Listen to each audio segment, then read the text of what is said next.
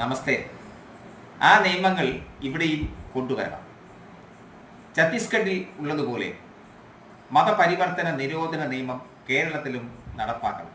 അതിൻ്റെ സമയം അതിക്രമിച്ചിരിക്കുകയാണ്. ഭാരതത്തിലാകമാനം 12ഓളം സ്റ്റേറ്റുകളിൽ ഈ മതപരിവർത്തന നിരോധന നിയമം നിലവിലുണ്ട്.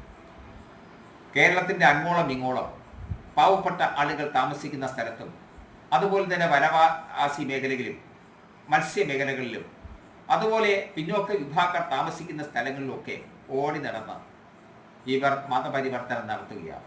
മതപരിവർത്തനം ചെയ്യപ്പെട്ട ആളുകൾ അവരുടെ ഹിന്ദു നാമമോ അതുപോലെ തന്നെ സർട്ടിഫിക്കറ്റുകളിലോ മാറ്റം വരുത്തുവാൻ തയ്യാറല്ല.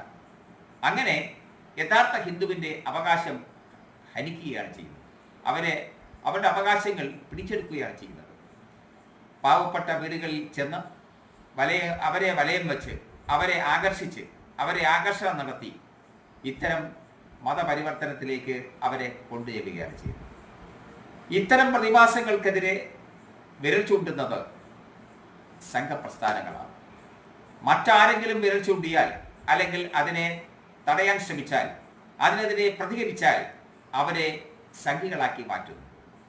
ഇത്തരം പ്രവണതകൾ അവസാനിപ്പിച്ചില്ലെങ്കിൽ കേരള ഹിന്ദു ന്യൂനപക്ഷമായി മാറും. അങ്ങനെ സംഭവിച്ചാൽ കേരളത്തിലെ ഹിന്ദുവിനെ ജീവിക്കുവാൻ പറ്റാത്ത ഒരവസ്ഥ സംജാതമാകും. ജാഗ്രത.